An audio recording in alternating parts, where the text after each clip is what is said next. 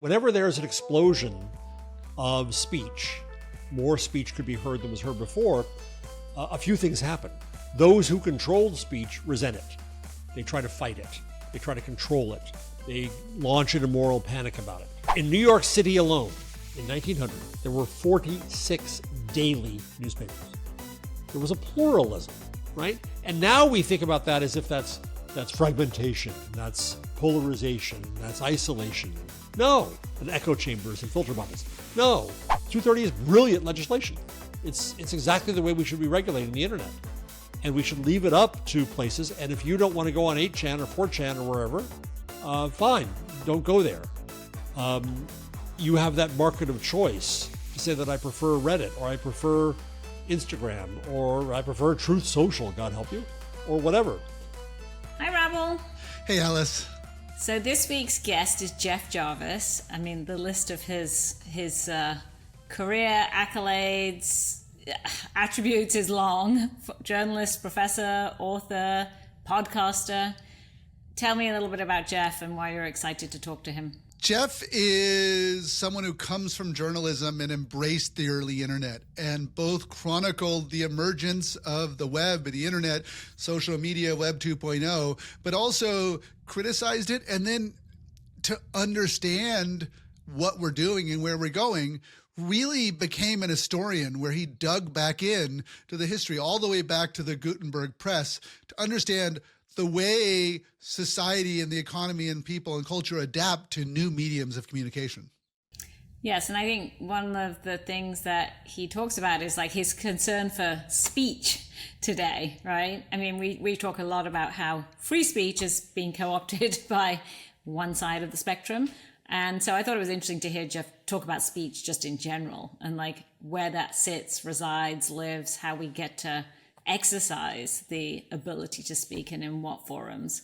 Absolutely. And, I encourage folks to listen all the way to the end because it ends with Jeff's looking at the moral panics that we face and the way in which people are urging age verification and ID verification and locking down social media and AI. And he really puts it in context to understand that those efforts to control it and to lock it down and to shape emerging technology, emerging mediums of communication, that's something that's age old. It's something we had with print, and it's something we had even with the bicycle and radio and comic books. And so that history is so important to understand the day where we are today. Well, it was really interesting listening to Jeff's stories and the historical perspective that he has. So let's jump in and take a listen. I'm incredibly excited to have Jeff Jarvis on the podcast. He's an author, a journalist, a podcaster himself with This Week in Google. And some of his books, like the Gutenberg parentheses, The Web We Weave, they just have been so important for my own understanding of the history of media, where we've been coming and what we should be doing about it. And so I'm just really glad to have you here, and I'm so excited to talk to you. And I'm equally terribly excited to be with you, Rebel, because you're a pioneer and a leader, and I hang on your every word. So I published this essay a few months ago about the Social Media Bill of Rights, which is trying to define what we should be fighting for. And you saw that, and you sent me a copy of your book, The Web We Weave, which was about this era of social media protocols and the history of the web and how it got enclosed in these platforms and what we can do about it. And I didn't want to sit down and read it because I'm lazy. So I passed it into an LLM to do an audiobook reading. And the funniest thing is it did an amazingly good job. It was really entertaining, except every time it came to blue sky, it would pronounce it Bluesky. So I have a whole book in Burt Reynolds' sort of pseudo voice talking about your ideas about Bluesky. It's Russian. Didn't you know that? So, the funny thing is like this AI stuff, and we'll get into it later, is like, it is so good and yet lacks some context and sense about it some of the time. So I put the entire manuscript into Notebook LM and had it do one of those podcasts where the two fake voices talk. And it was pretty good. It kind of got it. Yeah. So one of the things I'm doing with my own podcast is I take the transcripts of every talk I've given, and then I've taken the transcript of each one of these interviews and I add it in a Notebook LM.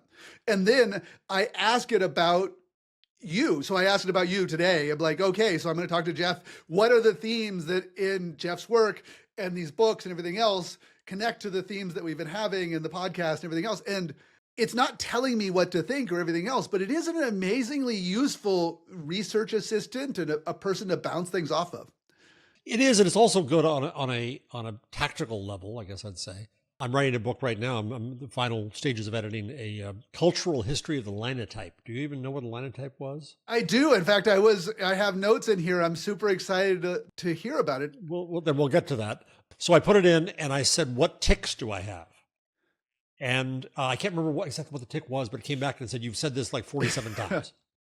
And so I went back and changed it. It was helpful. This Week in Google is now called Intelligent Machines. And the day that Perplexity had on a new deep thinking module, I wanted to test it out. So I had just written a paragraph in my book about the going from Leibniz and digital mathematics to Samuel Morse and Morse code to Baudot and the Baudot code and onward and onward. And I'd written a paragraph where I was waxing eloquent about this transition of encoding and decoding language and thought and da-da-da-da. So I needed to test Perplexity. So I said, tell me about the connections from this to the internet. And it gave me a 3-page exegesis that was wonderful. And there was a phrase in there I really wanted. I forget what it was, a cascade of something abstractions. It was lovely. And so I wanted to include that. And I thought, well, what do I do now? How do I I'm cite not it? Say, right, exactly.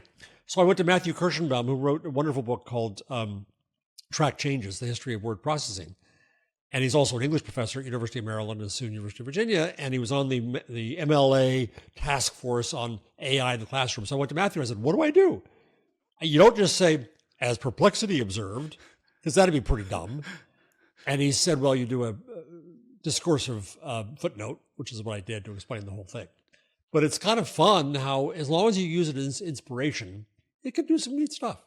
One of the things we see with AI today, and we saw with social media, we saw with the web, that really connects back to your work is the way in which each era of new technology, each era of new media, going all the way back to the Gutenberg press, this is the subject of your book, we repeat the same sets of patterns and worries and understanding as society receives this new technology, tries to understand how it works, and then develops new social, political, economic forms to address it. I would love if you sort of talk a little bit about some of that history, because it's fascinating and so important to understand our world today.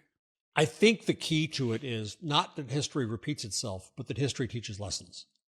And we have choices. We have a lot of choices right now with the internet and now AI, and it behooves us to learn the lessons of the past. One of the lessons that I take away from the mechanization of text, Gutenberg and movable type, and then the steam-powered press and the linotype, and then radio, broadcast, and amplification, is that whenever there's an explosion of speech, more speech could be heard than was heard before, a few things happen. Those who control speech resent it. They try to fight it. They try to control it. They launch into moral panic about it. One. Two, yeah, some of the speech is bad, right? Print led to not only, I'm not a technological determinist, but one could argue that print opened the door, made possible the Reformation and the Enlightenment and the scientific revolution, but it also spread Malleus Maleficarum, the manual for hunting down and killing witches. It did bad shit. The steam-powered press, we had much more text, and it kind of freaked people out. But at the same time, we had Harper's Magazine that started in 1850 that said, geez, somebody's got to find all the good stuff. And it was a curatorial mission.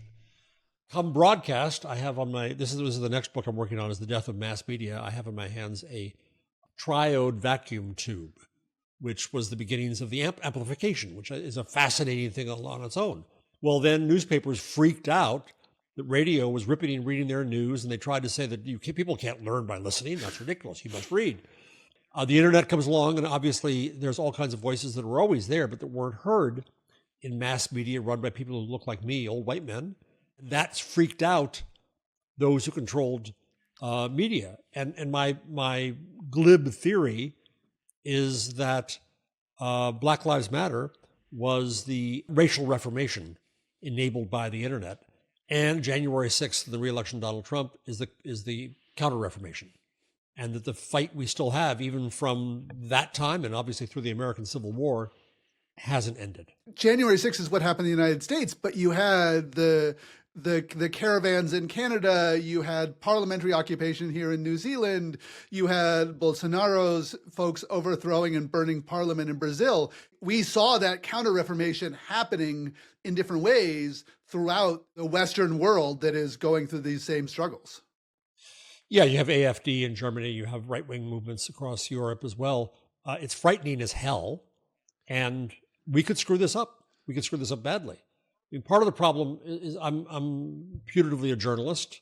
I spent 50 years of my life in journalism and journalism education, and I have regrets because I think that American journalism is failing America right now. In my view, America is deeply fallen into fascism. Our media are not doing a good job of not even labeling that, thus not able to explain and understand that for the audience. And it's depressing as hell. It's very disturbing. You know, we have this belief, this faith that there's a pendulum that's going to swing both ways. When you get to my age, which is 71, I'm afraid I'm not going to be around for the swing back, and I'm fearing whether it's going to swing back. Well, and if you were looking at the introduction of radio in the 1920s and 30s, and you looked at the state of the world, and you believed in pluralistic democratic values around the world, you'd be very worried about the swing of it. You know, that's an era when you had, you know, tens of thousands of Nazis rallying in Madison Square Garden. Right, and you had in Germany, you had the not just the Volkswagen, but also the Volksempfänger, the people's receiver, the radio, so that propaganda could go out. And the fear, of course, was that radio was used as a vehicle for propaganda, and it was. But it was also used in the United States for FDR to go around media that hated him and to speak directly to voters. And it was a means for some amount of education. The fascinating thing about the history of radio, which I'm studying now for this book about the death of mass media, this is another lesson that we have through all of these technological media opportunities, is that it didn't have to turn out the way it did. What I didn't understand about radio at the beginning was, well, first, Lee DeForest, who invented the vacuum tube that I hold in my hand, didn't understand what it was, didn't really understand how it worked. That often happens. And amplification, it often does, right? And amplification was the key to this next age. It enabled the receiver, it enabled the transmitter, it enabled all kinds of things. He didn't get it. But he did get, once he understood what was happening, that he could broadcast. And he took microphones into the opera, and he had a vision of sending broadcast. Well, the rest of the industry didn't get that. AT&T bought his patents so that they could get phone calls on wires amplified sufficient to make it coast to coast. And the U.S. Navy intervened, fearing that broadcast, that radio would be taken over by foreigners. And so they wanted to make sure that they could assure that they could get to their Navy ships around the world as they conquered the Philippines and whatever. So it was the Navy that forced the creation of RCA, Radio Corporation of America. And when it started, they didn't have any sense of broadcast. Really?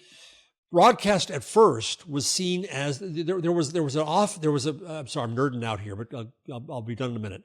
There was a service in Newark, New Jersey, and another one in Budapest that brought daily programming of music and information into the home in a wire. You'd listen to it on a speaker because we didn't have amplification yet, so it was just a headphone, right?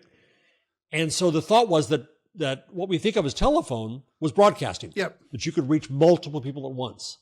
Whereas what we think of as radio and broadcast was seen as calls, as one-to-one, ship to shore and stuff. And it wasn't until RCA was created and David Sarnoff got to enough power, he had a vision for what he called the music box. And the original vision for radio was didn't have any idea of the business model. This is another lesson. We didn't know what the business model of print was. We didn't know what the business model of radio was either. And the original view was that the money would be made from selling you the hardware, Apple-like, and that the hardware manufacturers would have to pay into a fund to put on enough programming to motivate people to buy the hardware so they could make money.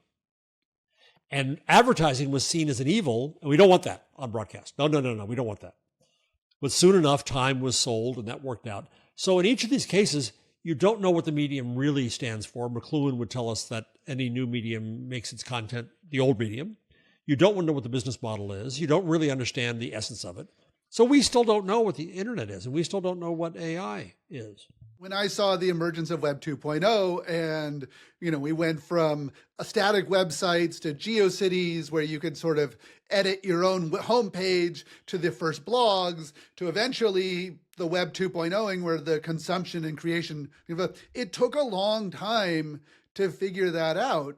And it took a long time to figure out that this is a way of, it felt like it was a way of getting around the gatekeepers, the same way you were talking about FDR being able to talk directly to people.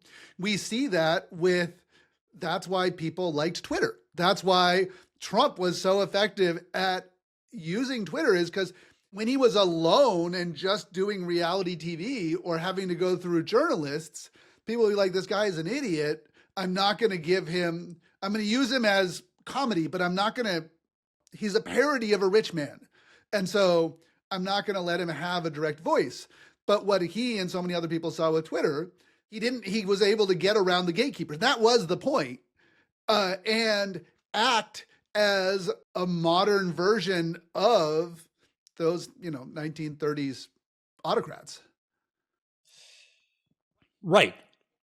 But in this cacophonous conversation, it's a very different way. Yes, that's what it should be. That's my argument about the Gutenberg parenthesis. Is that the age of print freeze-dried public discourse and conversation and limited it, and now we have the opening of public conversation again. But we're out of practice. We're crappy at it. We don't know what we're doing. The other thing is that is the power of the amateur for good and bad. Trump is the bad. Let's switch to the good. Again, back to radio one more time.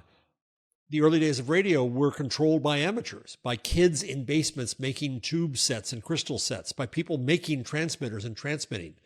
It wasn't very long, and World War I got in the way because everybody had to go off the air. And by then, when they came back, the Navy and the corporation was in charge. But there was a beautiful moment of amateurism that could have held on to some extent. And if we go forward, obviously TV was never that because it was already big corporate. But the internet, the early days, was amateurism, right? It was blogs. It was a wonderful thing. And I think we've lost a lot of that. And I blame myself for this. This is part of what I write about, is that it's a confession that you, damn it, with your Twitter, squirreled me, right? Yep. And my beloved WordPress, open source, federated, distributed bloggy thing.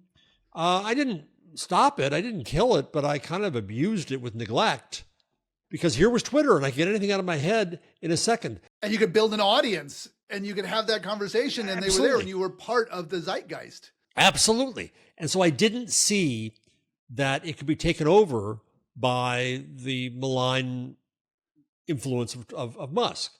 The other thing, I was very proud to have you at an event that I was delighted to be able to hold at CUNY before I left there. It was a Black Twitter Summit. And I think that I learned so much from watching Black Twitter, and Black Twitter is still Black Twitter. It's still there. It hasn't fully left because as that event showed, other places didn't have the functionality that was needed. And it's one matter for you or me to pick up and leave and go somewhere else. It's another matter for an entire community to take what they built. And the thing that was clear, I believe you said this at that event, that Twitter wasn't built for the people in that room. No. Twitter was built for white guys who went to South by Southwest, right? But they took something that wasn't built for them, Black Twitter, and they twisted and used the affordances that were available for their own ends. Yeah, they reclaimed the space. They created something amazing. Yes, that's the essence of what I think we have to hold on to with the internet, is that idea of amateurism, is that openness, is that ability to take a platform or better yet, a protocol and mold it to our own desires and needs in ways that the creators can't control and don't have any authority over. For me, I learned so much listening to people at that Black Twitter Summit. It was a little weird as a white software developer to be there, but same guy, same here. There was something that Jackie Elsey, a Fediverse open source developer who was there, who's very much a Black developer who has been advocating for these things. And he had been hearing this community of academics and people with huge followings on Black Twitter talk about their frustration with Twitter, talk about their grieving the loss of an organization that they never quite got along with, but at least tried, and now Elon hated them. And he said that they need to build their own thing. And then we got into this whole debate about Mastodon and, these other protocols and which one they would be on. And then a year later, we see Rudy come together and create Black Sky, where he was like, I'm going to build it on Bluesky, but I'm going to build it for us. I'm going to build it for the Black community where they have their own moderation, their own servers. And now he is actually building the entire technology stack so that Black Twitter can eventually have a place that they own and control themselves, so they won't have this, platform sold out from under them. What's it built on, by the way? He's building it in Rust. It's called RSky. So it's a completely, the main Bluesky code stack is built in this language called Go, and it's built by the company Bluesky PBC, a public benefit corporation, which has got initial money from Twitter, $13 million as a grant.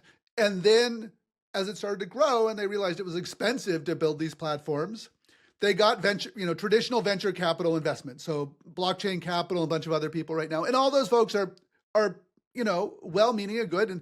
And the Bluesky team is incredibly committed to positive social values and doing the right thing. Yes. But yes. The original Twitter team was really committed to this openness too.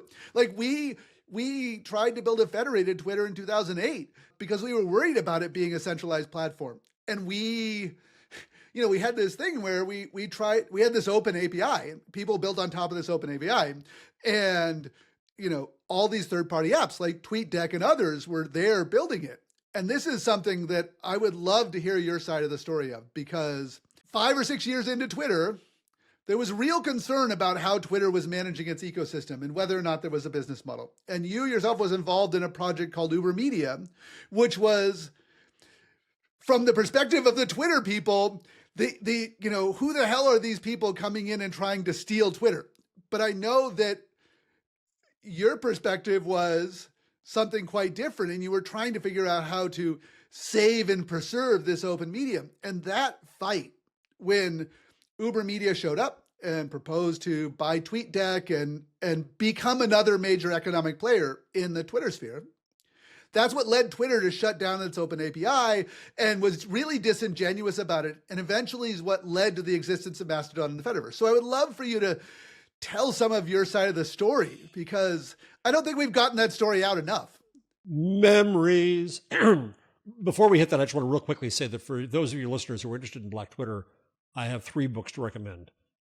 Charlotte McIlwain, Black Software, is kind of the preamble to this. AOL and Black Planet and other places. It's a really good oral history.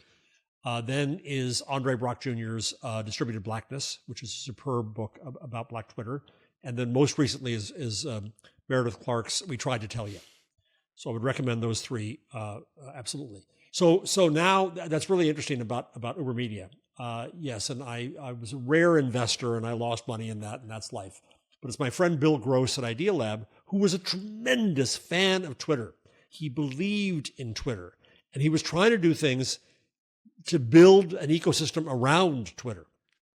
And yes, I think he had a deal to buy TweetDeck, and this freaked the shit out of Twitter, and they pulled the rug out from under him, pulled TweetDeck away, and you're right, then shut down everything. And if only TweetDeck had existed independently, and it would have been dependent upon the API out of Twitter, but there would have been enough users there who would have said, don't you dare take it away, Twitter, we would have had a federated system right then and there. We would have had it then. And we didn't.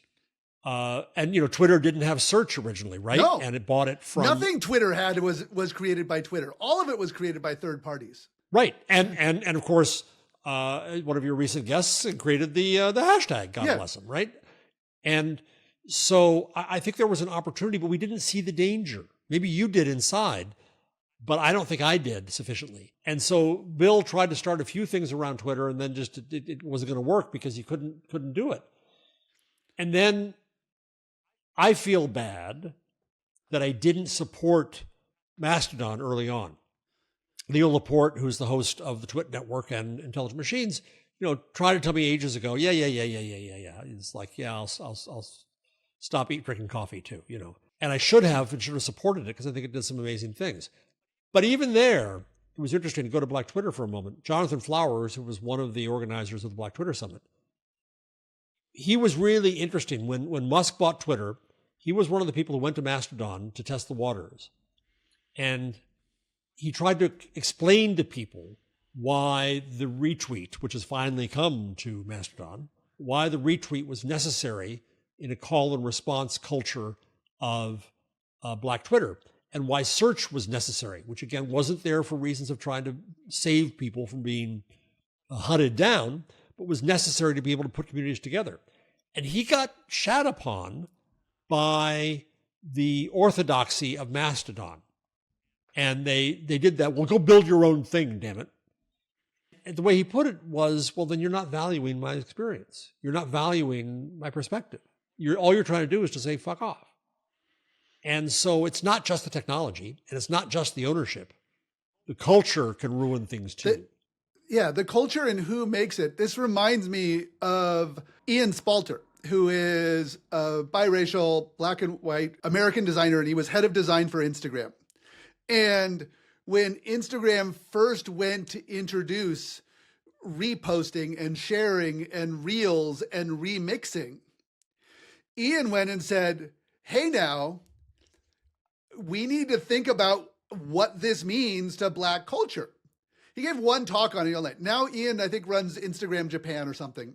And there is something really interesting about it that even though we think of Meta and Instagram as the monolithic bad guys, they did a better job of bringing people onto their team who could say that, who had the experience of Black American culture, who understood what remixing was, understood how it would be.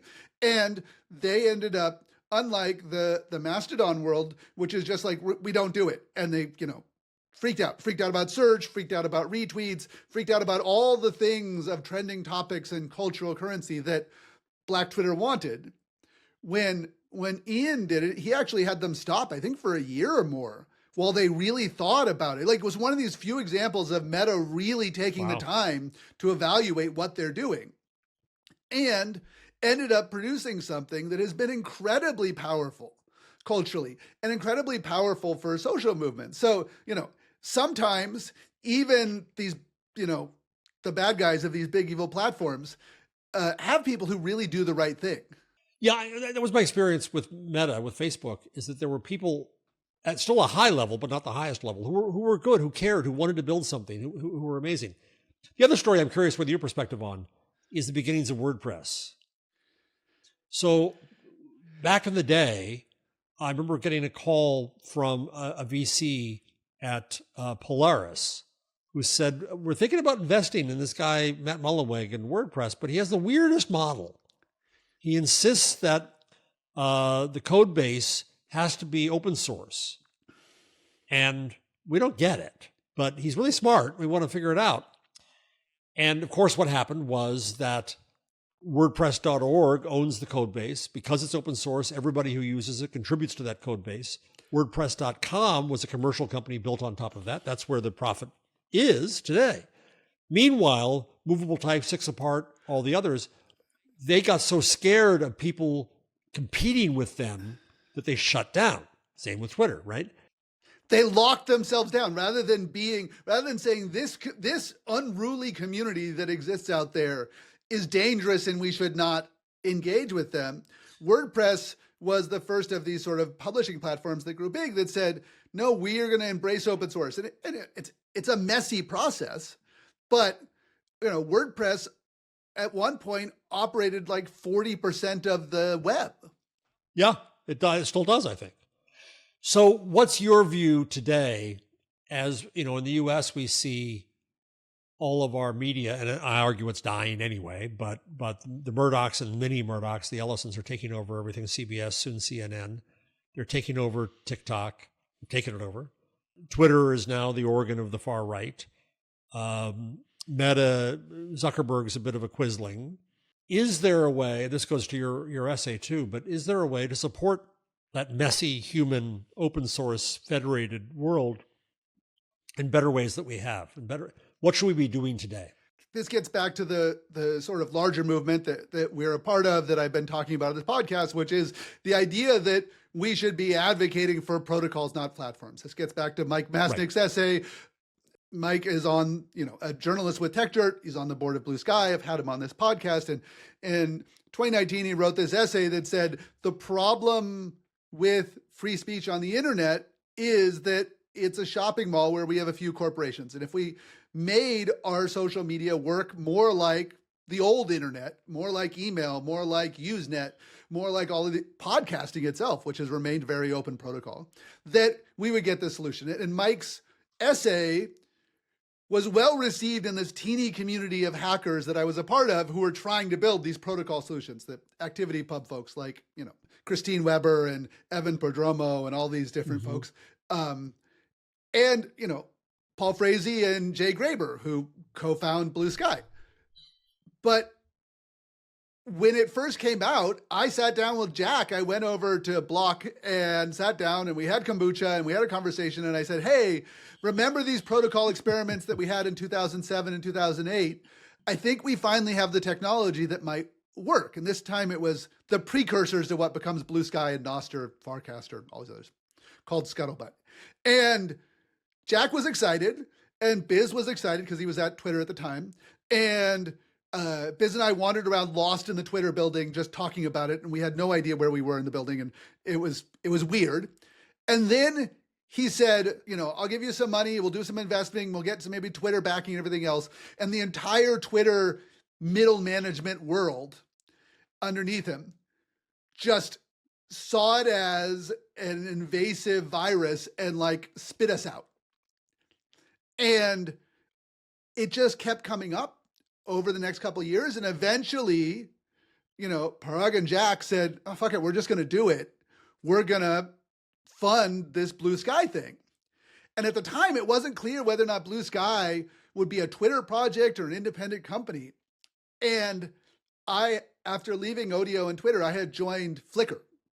If you remember Flickr back in the day. And Flickr had been destroyed because it was a fully owned subsidiary of Yahoo. And YouTube had survived because it had stayed an independent company. Google's DNA didn't really try and take over the world of it. And so what I said was if you're going to fund Bluesky, it has to be an independent company, because otherwise we would see what happened to Flickr and Yahoo, where people would fight against it. And, the amazing thing about it is that then instead of just hiring someone or picking someone, they got together this messy group of all of these protocol architects and innovators and said, well, what exists? And, can we reuse ActivityPub? Can we redo these other things? And Jay, who had been trying to build these decentralized protocols, she sat down and she wrote an essay, like a white paper describing it all, and built it, and was late to the game after Elon took over, because Bluesky didn't launch for 6 months after Elon took over Twitter. There were dozens of other alternatives. They got enough right that it is, to me, it's the open Twitter that we had, but there's nothing to stop them yet from making the same mistake that the Twitter management did when they freaked out over UberMedia. Okay, so let me ask you about that. I like Bluesky a lot. I like Jay. I like the team. I like what they're doing. My one fear is that they're not federated enough for their own protection. Yep. that they've got to let loose more. And I kind of get it, because they, especially in the beginning days, they were going crazed, and they had to build to quality, and to build to quality, you had to control it. And so I understand that tension between control and openness. But am I wrong that they're not as open yet as they should be? They're not as open. They say all the right things, and they're well-meaning. But the reason I created the Social Media Bill of Rights was because it was things that I knew they agreed with, and things that I thought we needed to know we were fighting for, and things I thought they were going to feel pressure about. And so, at the moment, they're very carefully being open, but the company still controls almost all the users. They've just started the process of handing the standard over IETF, so it will be open internet standard. They've just handed over the domain, the username system to a Swiss nonprofit. And the reason that, I, in sort of the behind the scenes, have been working so hard to help the Black Sky team, get them funding, get them introductions, get them supported, and promote them, is because not only does it provide a little bit of reparation for the way in which Black Twitter was undermined, but it also represents just a very positive vision for how does Blue Sky not end up being controlled. There was a funny moment when Blue Sky first came out. Everyone's like, Jack Dorsey's Blue Sky. That was every news article. It was always Jack Dorsey's Blue Sky. Right. It was so offensive because there's a woman of color who founded and run this organization, and you pretend she doesn't exist because you're using the white guy who's famous about it. But Jay and Jack had this discussion, which is like, which is it going to be? Is it going to be Jack Dorsey's Blue Sky, or is it going to be Blue Sky, this independent organization? And part of it was around branding and naming, and part of it was around funding, where Jack said, I will provide funding from my Start Small Foundation for Blue Sky in perpetuity. And Jay's like, I don't want to build another thing that's just only funded by one billionaire, because that'll also be vulnerable. And her only other choice was this VC funding. And so, like, to me, I'm like, well, there's, these are two impossible choices. But I understand where both of them were coming from. When we had the dear founder of Mastodon at the Black Twitter Summit, the thing that struck me most from him was that as I remember, tell me if I'm wrong in your memory, as I remember, the investment that he took to get him to the point where we were then, which is 2 years ago, was $500,000. Yeah. That was it. Yeah. Now he's taken more since, and they're doing more since, and they're doing a good job. But you can do a lot with little. And it helps that Eugen lives in Germany, where the EU and the German government has decided that one of their solutions to American and Chinese internet dominance is to fund open source, to fund open protocols. So they have a next generation internet initiative. They have a bunch of EU projects that fund academics and hackers and small companies as kind of this counter strategy. And so Mastodon itself was able to get a bunch of those German and EU funds for open internet stuff. And the other contributors based in Europe were able to get independent funds to work in the same ecosystem. And so part of the reason that Mastodon exists is because the European project created a way in which that kind of organization could exist and get funded. And God bless. I mean, I've yelled at Europe, Germany for years. I'm going there next week to speak at Medientage München. And they've always whined about, well, you have Google, and Google's taking over the world. I said, because you're not investing, you're not risking. And I've startup after startup in Germany, when it came time to get real money, they had to go to America. You couldn't get the risk in Europe. So they're doing that early stuff, the open source and the protocol stuff that gives you Mastodon, but they're not giving the thing that Mastodon would have needed to scale to Blue Sky, tens of millions, 40 million users. That really required Jay and the team and Rose, who's the COO, to say, how do we get the money to pay for these servers? How do we get, we are going to fly you around. We're going to put you in front of the media. We're going to talk to you. And scaling these things, even though the internet is cheaper than past systems, is still expensive. And the European open alternative was held back by the lack of high risk, high reward capital that the American markets give you. When Musk bought Twitter, and the fears about and journalists thought they loved and owned Twitter, right? It was their home. I remember a friend of mine a few friends wanted to start instances of Mastodon for journalists. And one did, and I was still at CUNY, and I still had some money to throw around, and I funded the effort. And it turned out to be a pain in the ass. And he finally gave it up, right? I think that a distributed federated architecture is great, but people take on responsibilities they got to know they're taking on in that. And you've got to be able to rely on them to do a good job of it. Yeah, now you're dependent on someone running the server and someone doing the moderation, and that moderation work is really, really hard. Yeah. So I just looked up something on, so you haven't had Dave Weiner on this. No, not yet. I do need to, because Dave Weiner, of course, for folks who don't know, is one of the early innovators around blogging, and as much as anybody is the reason we have podcasting, and the reason it is an open protocol, and unlike everything else from Web 2.0, wasn't locked down and closed. Dave really believed in open systems, and we have podcasting today because of Dave. Yes. Dave was key in the beginnings of what he did, outlining and early blogging. He was one of the many parents of RSS, which in turn enabled podcasts. When he realized that you could attach something to RSS, boom, that was podcasting. And he doesn't claim that to be the only person, but he was absolutely key in creating podcasting and so much else. So I just on Facebook the other day, Dave was going to WordCamp in Canada. And he put one of his slides up, which I thought would amuse you if you haven't seen it. No, I didn't see it. He said, outside WordPress, things are fucked up. Bullets. We were rudely interrupted in 2006 with Twitter. We loved it initially because we could hang out with people we knew and hear how they live. But it took out most of the writing features that make the web a great writing environment. I mean, Twitter became, yeah, he's right.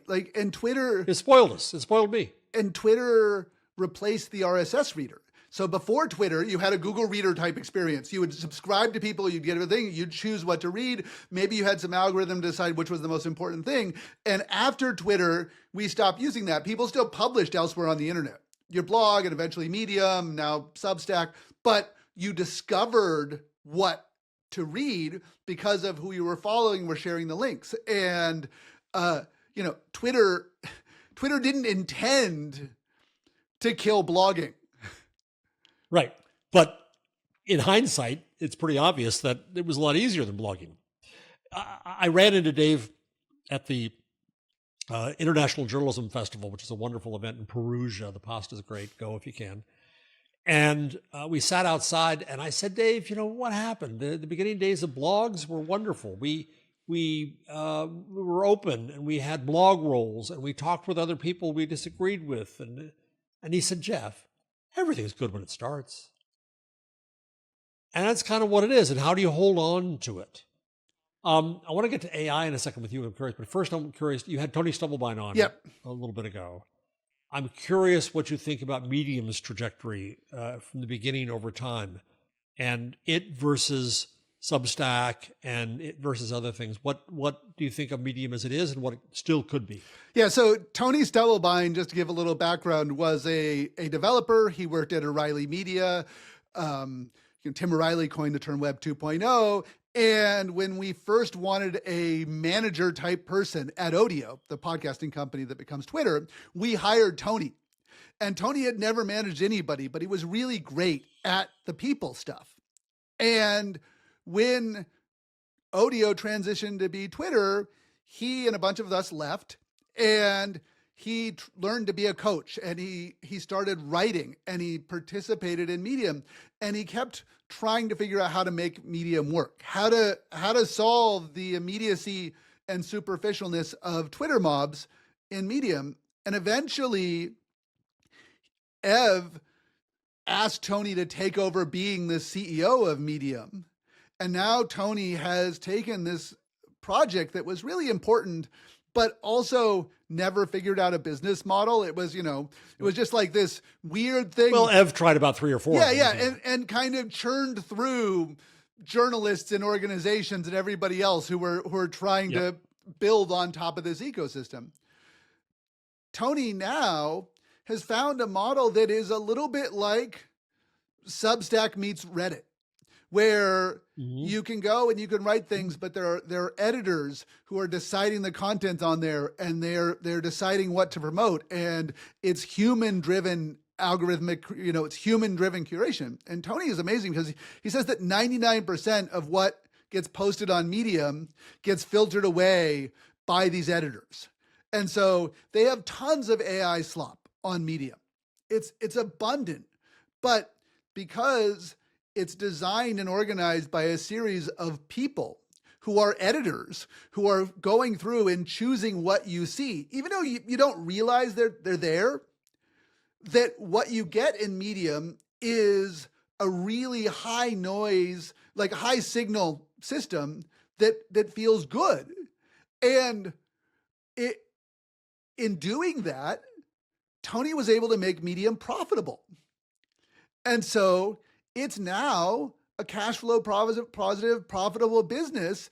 And so that's what you need in terms of internet businesses to defend yourself. The reason Twitter was vulnerable to Elon Musk take over was because Twitter was never very profitable. It never figured out a good business model. In a way, Medium is the Harper's of 1850. Absolutely. There's more chaff, but there also is more wheat, and somebody's got to go through it, and that's where the value is.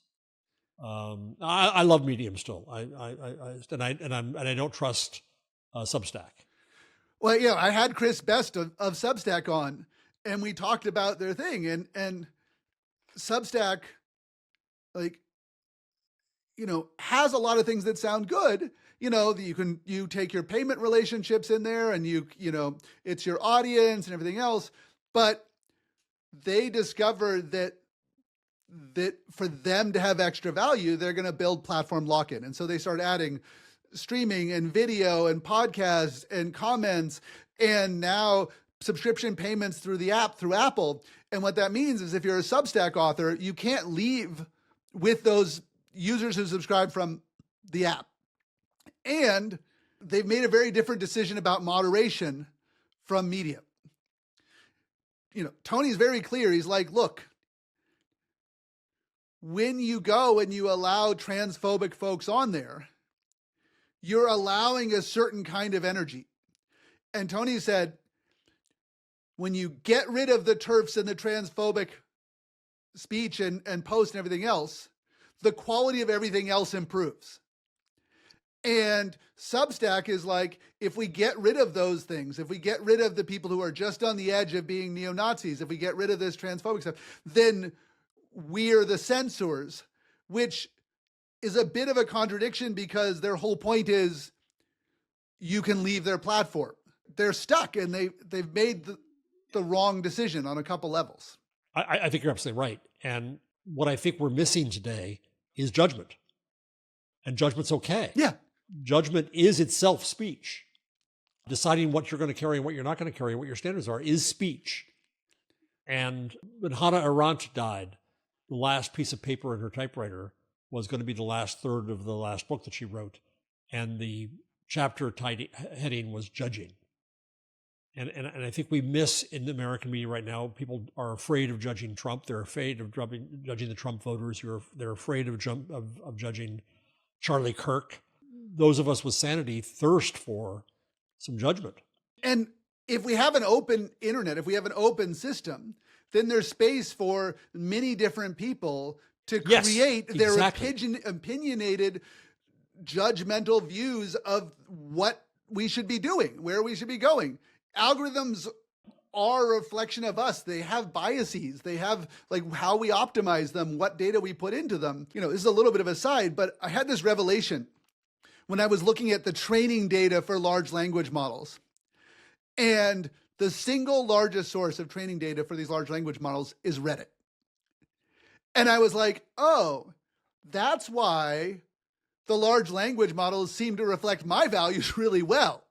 Because on the whole, even though there's a lot of subreddits that I don't agree with, there's that meth without communism subreddit, for the anti-communist meth users. But on the whole, Reddit represents a particular kind of a set of values, the sum of it, which are my value, not everybody's values, and so it's not that large language models are going to be neutral. It's what you choose to train them with.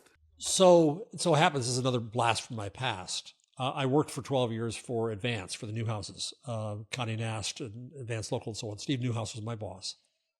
And Steve taught me about the value of interaction and conversation online. Even though he owns Condé Nast, we'd go to meetings at a place like Yahoo, and he'd say, they think that they want Vogue content. Vogue content's good for Vogue. They shouldn't want it, but shh, let them think that, right? And we'll negotiate that way. And Steve was really smart about this stuff and understood it. He very early on tried to get me to get contacts at Facebook so we could invest in it, and I failed him. And then, what's the site where everybody upvoted and downvoted news stories? The two cool guys who did the podcast. Dig? Before there was Reddit. Dig, thank you, Dig. So he wanted Dig, and Dig wasn't taking investment and so on. So Steve he also ran. He bought Reddit. And he was smart enough, because he's really smart about this shit, to let it be on its own, let it be what it wanted to be, and then to slough it off enough that he created the equity, that created the value for the employees and for the people who are running it. Now it's a huge win for him. But what Reddit proves, and Steve called after I left the company, Steve called me one night and he said, we got all these problem Reddits. You got any advice? What do we do? And I didn't have any good advice. I don't know. It's a tough one. It's like when Jack asked me what he should do about Trump's account in 2017. I'm like, if you ban him, you'll get fired by the board. Right. But maybe you got to do the right thing for humanity. When you talked about Substack a minute ago, besides my fear about their politics, and I don't know what their politics are, so I can't judge, but if I take away that, I think they're trapped in the scale game. We've got to stay big, so we can't piss off anybody. We've got to be as big as we can, and it's worth taking this stuff. And I think that's a mistake. What Reddit did was create a pluralistic society, right? There's the subreddits you can't stand, there's the subreddits you like, and there we are. And that's the way media used to be. I have in my hand, for your listeners to be able to understand, it's a very thick book, The American Newspaper Directory of 1900, and I shall flop it on the table so you can hear how thick this was. So many right? newspapers. In New York City alone, in 1900, there were 46 daily newspapers. There was a pluralism, right? And now we think about that as if that's fragmentation, and that's polarization, and that's isolation, and echo chambers and filter bubbles. No, it's that you had the paper that you felt listened to you and spoke for you and represented your interests. And that paper negotiated with the other papers and fought with the other papers on your behalf. And that's what we've got to get to. And I think that's what Reddit managed probably by accident to figure out. I want to ask you about AI. Can I ask you about AI? Because you live the open ethos. Right now, obviously, AI is in the control of the big companies, and here we go again. But two things strike me, and maybe and I can be optimistic to a fault.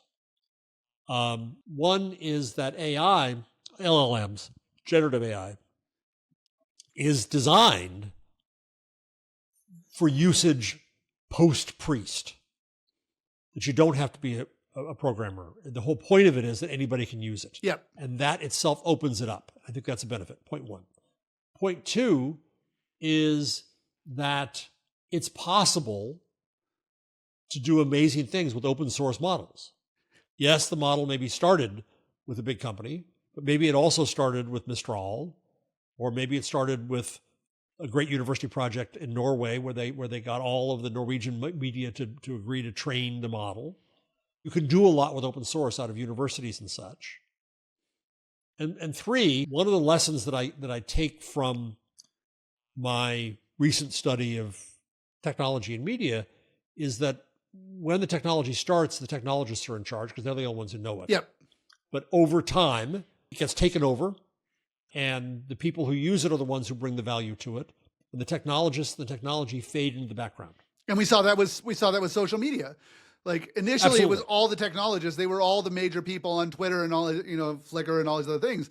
And over time, that power shifted to the users. The same thing happened. You were just talking about Gutenberg. Yeah, exactly. Gutenberg decided everything to go in the press because he was it. He and Johann Fust were it. over time, it was a tool we all used. And that took a lot of time, by the way. One of my favorite lessons from the history of Gutenberg is that it started in about 1450. It wasn't until 1600, a few years either side, that we saw tremendous creation with print. We saw the creation of the modern novel with Cervantes, of the essay with Montaigne, of a market for printed plays with Shakespeare, and of the newspaper, all within a few years this side or that of 1600. So it took that long for for the mystery to go away and for people to say, this is ours, we own this, we can do what we want with it. So AI, it had to start with big corporations, and in a way the internet, even though Sir Tim Berners-Lee didn't envision it this way, it kind of in hindsight realized that to get to scale and to get to be able to be in everybody's hands, there had to be corporations involved. So there are corporations involved.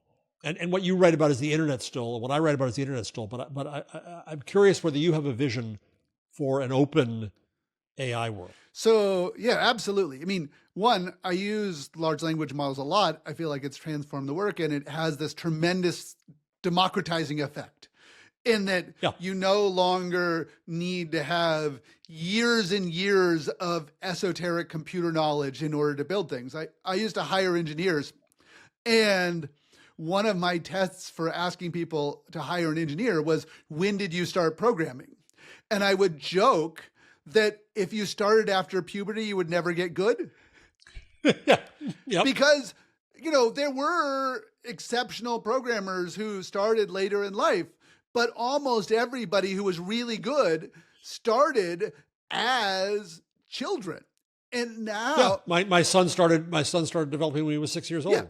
I started at 5 or 6. Before I could read, I was doing code.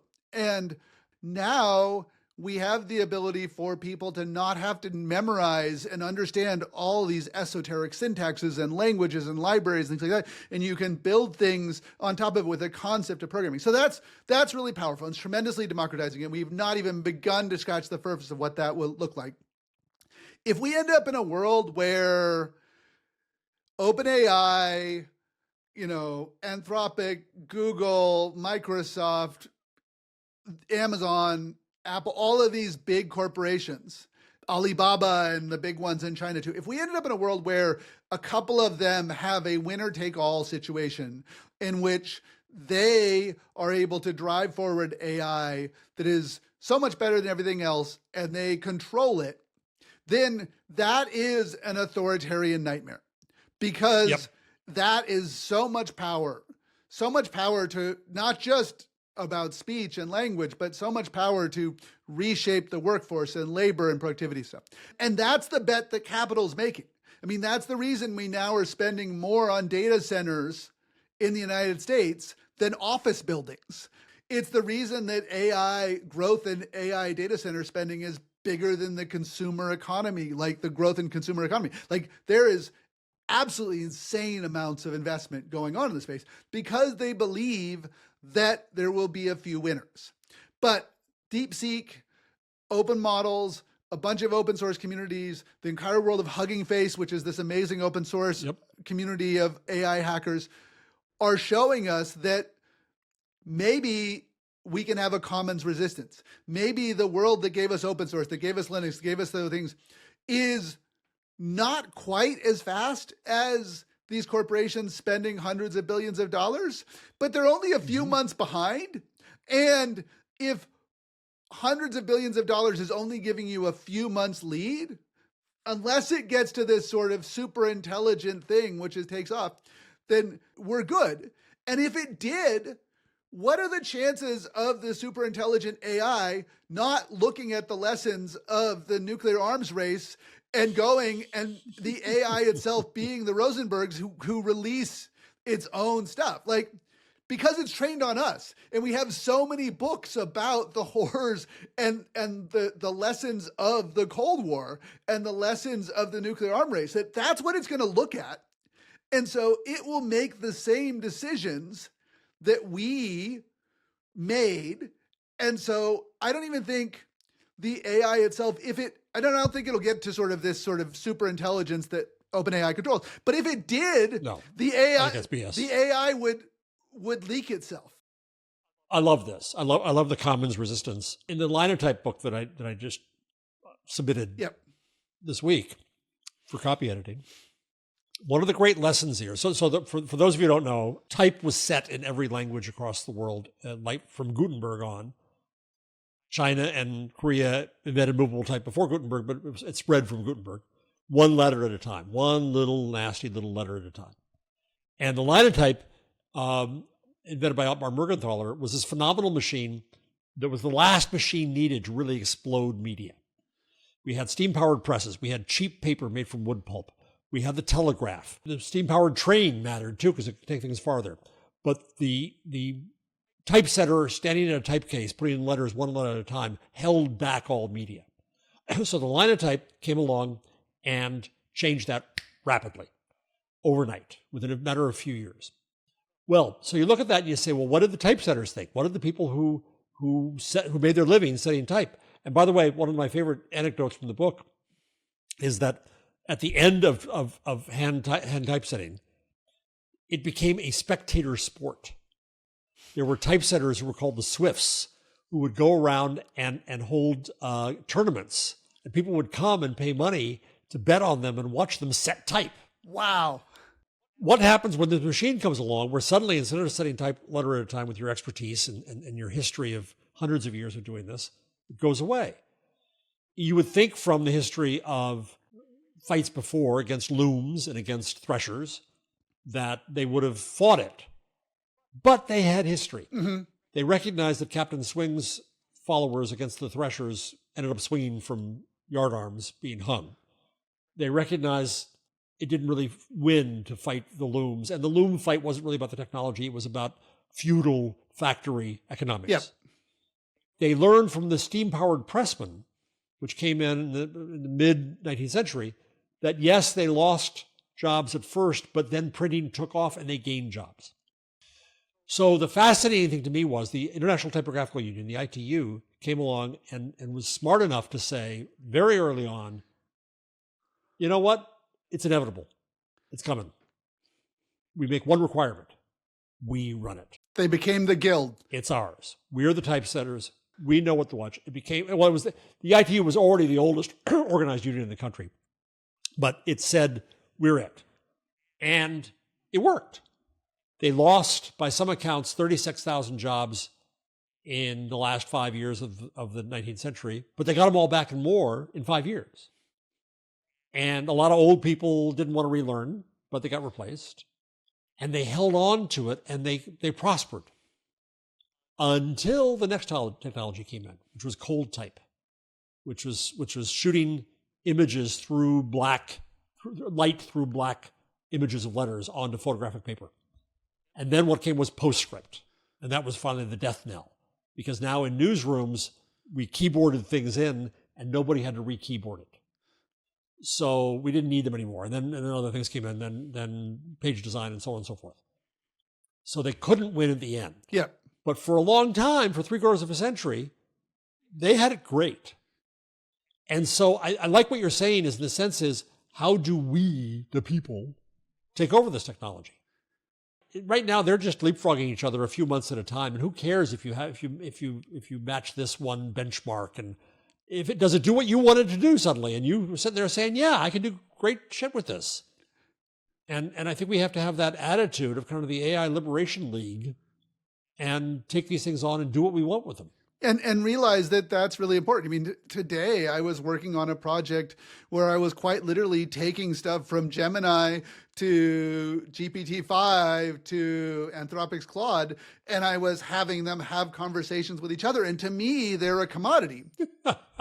And I think that the open source movement gives us some lessons, and I think it's really important. We've been going on for a while. And there's one more thing that I know that you have talked a lot about, and I'm also very concerned about, which is in this era of moral panic where we see around AI, we see around social media, there has been an effort to say that the regulation we need is to do ID verification and age verification and ban minors from these things. And with AI, you see the AI companies being like, please regulate us. And they say that because it locks everybody else out. If you regulate AI, they capture it. And we see Meta saying, absolutely, ban minors from social media and enforce age verification and give us your legal ID so that we can verify it. And I know that you have researched this stuff, you have campaigned about it, and you've talked about it. So I want to wrap this up with this question of like, what is going on with this attempt to do age verification, attempt to do ID verification, and shut down and regulate the open internet? We've seen it before. This is where we call back to history. There was a moral panic about novels, that novels were the ruin of youth and women.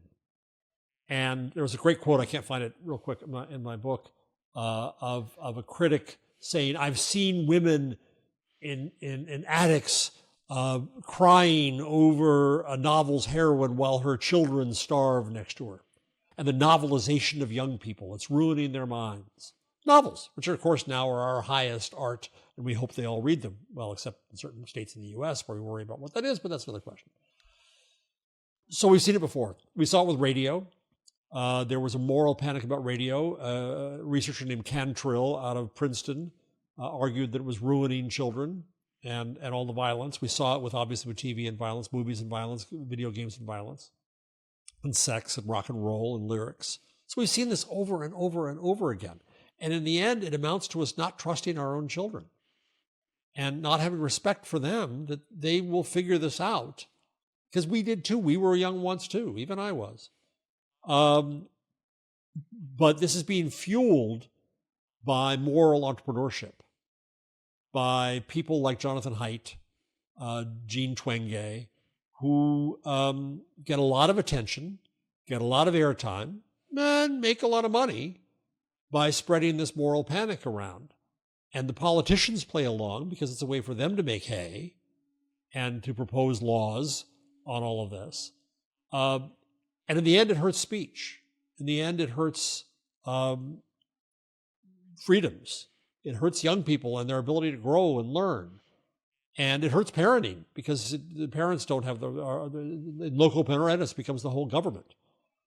So this is again where I think every day we have to quote Mike Basnick about things. But when you look at the effort to kill in the U.S., Section 230, which is kind of the First Amendment of online, and that recognizes the sword and the shield, that there is that one should not be held responsible for what people do on your site because otherwise you're going to shut it down. There'll be no conversation. At the same time, you should have the freedom to edit, to take things down, to have your own standards of what you hold up to. And 230 is brilliant legislation. It's exactly the way we should be regulating the internet. And we should leave it up to places. And if you don't want to go on 8chan or 4chan or wherever, fine, don't go there. You have that market of choice to say that I prefer Reddit, or I prefer Instagram, or I prefer Truth Social, God help you, or whatever. In that plurality, in that time when you had 46 daily newspapers in New York City, that choice is what gives us the freedom. And this cuts down that choice. So I'm very, very worried about speech for all kinds of reasons right now, more than just this. It's also what's happening in America right now. And I'm not sure exactly how to protect it, except to hope that our government is so screwed up right now, it can't pass anything.